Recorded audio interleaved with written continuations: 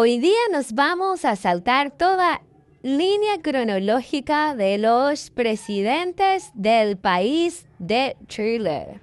¿Por qué? Porque hoy día vamos a hacer un video especialmente para don Carlos Ibáñez del Campo, hijo de Francisco Ibáñez y de María Nieves del Campo Leiva. Comenzaremos con una identidad que importa, porque su origen es de Linares. Nació el 3 de noviembre de 1877 y murió el 28 de abril de 1960. Su profesión, que fue la base del poder que él pudo llegar a tener, militar, que se vuelve actor político central. Él obtuvo 2 presidencias de 1927 a 1931 y la siguiente fue de 1952 a 1958. ¿Por qué importa? Porque este es un puente entre el Chile de crisis institucional que fueron por ahí por los años 20 y un Estado más moderno y centralizado, pero que llevó a costos políticos. Se dice concentración de poder, una policía más fuerte y se habla en algunos textos de represión en conflictos sociales según la crítica de la época.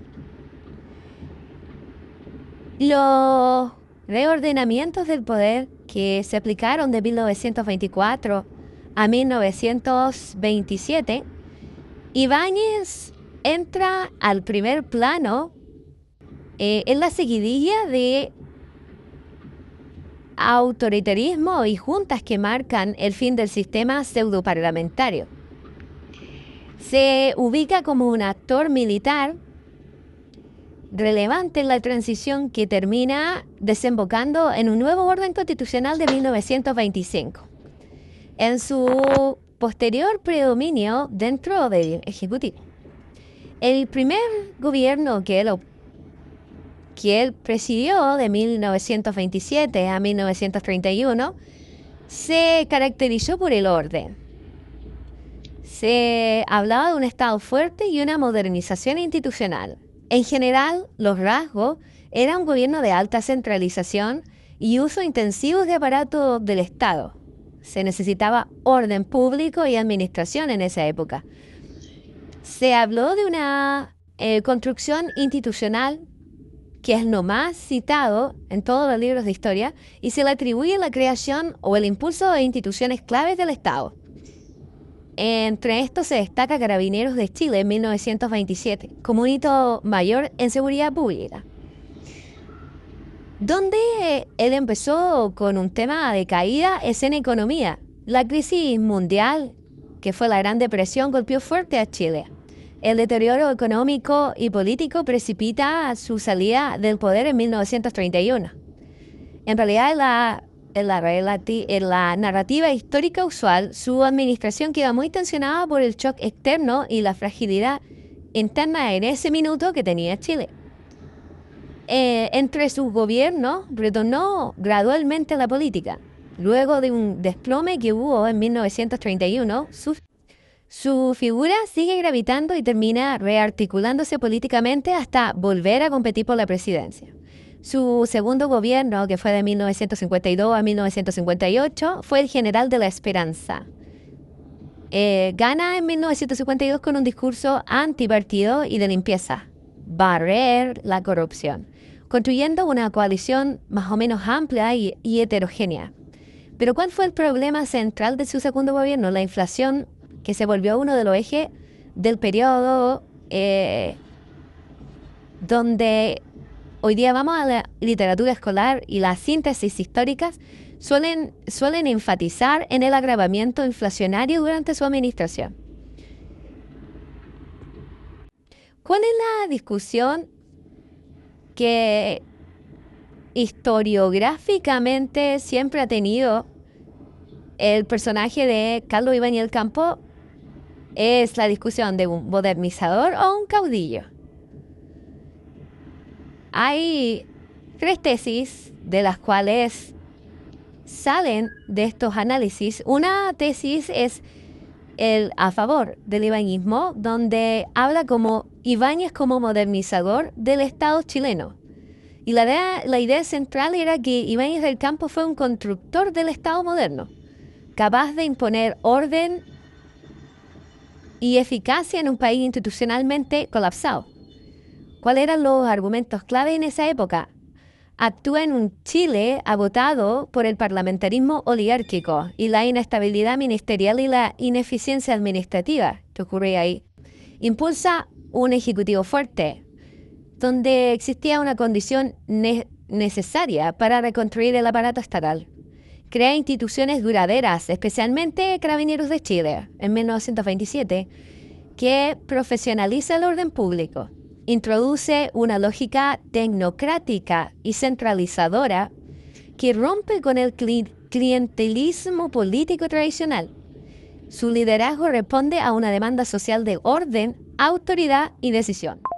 En definitiva, la tesis que está a favor de Carlos Ibáñez del Campo habla que este no fue un tirano accidental, sino un modernizador autoritario, comparable a otros líderes latinoamericanos que hicieron Estado antes de consolidar la democracia. Existe la segunda tesis, que es la tesis la que está en contra de Carlos Ibáñez del Campo, que lo ve como un caudillo autoritario y personalista.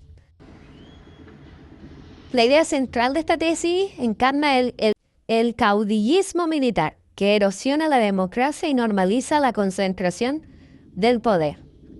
Los argumentos claves que avalan esta tesis es que gobierna mediante decretos, censura.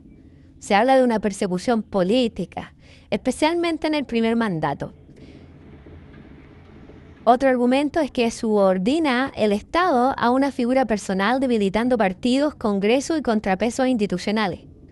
También habla que utilizó fuerzas policiales como la herramienta política, no solo como un órgano técnico.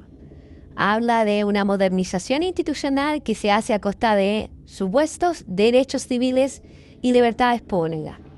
Y en su segundo gobierno habla de que el discurso moralizante, porque su discurso era barrer la corrupción, deriva en un populismo sin solución estructural, agravando la inflación. En conclusión, la segunda tesis que está en contra de Carlos Ibáñez del Campo es que este no fortaleció la democracia, la postergó, y que su legado institucional queda manchado por el precedente autoritario que legitima el orden sin libertad. También existe una tercera tesis que habla como Carlos Ibáñez del Campo como una figura bisagra de Chile del siglo XX. La idea central es que Carlos Ibáñez del Campo es una figura ambivalente, producto de su tiempo, ni héroe institucional ni mero dictador, sino un síntoma de su crisis estructural.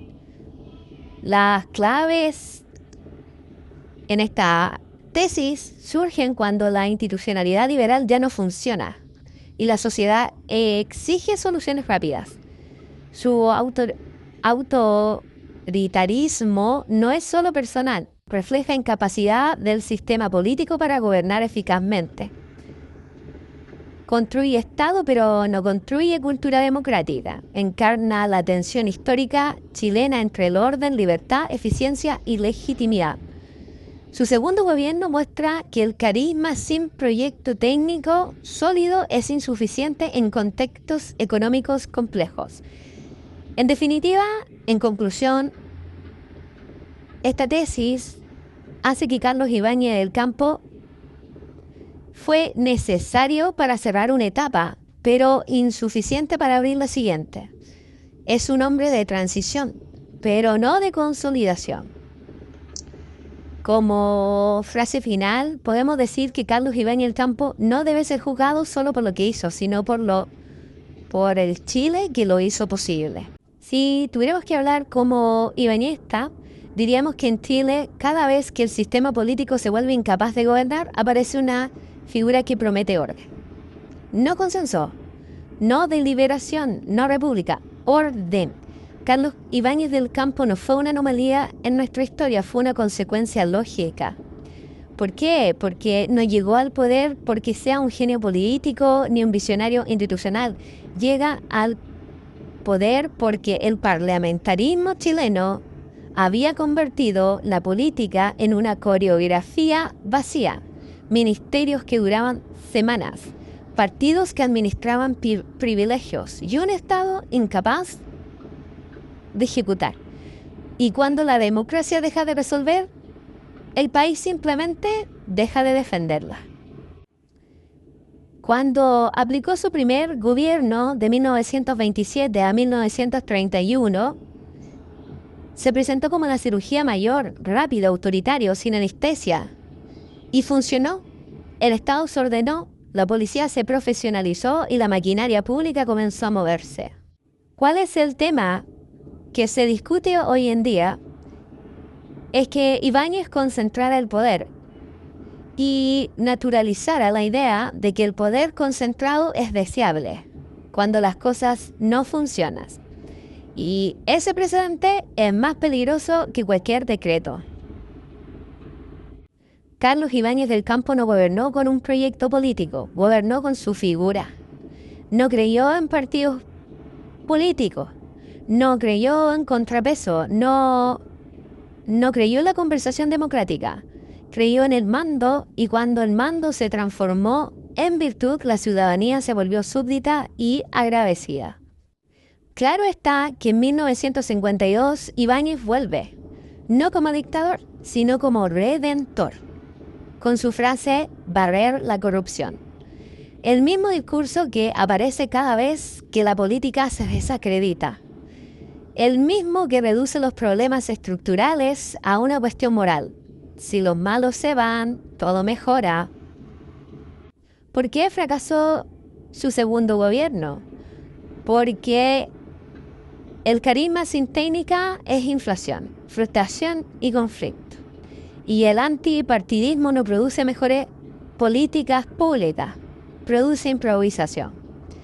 El Estado fuerte sin proyecto económico no ordena, se ahoga.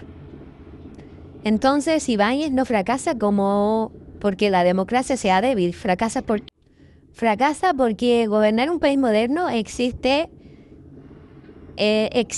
algo más que autoridad, exige institucionalidad compartida, políticas sostenibles y responsabilidad fiscal.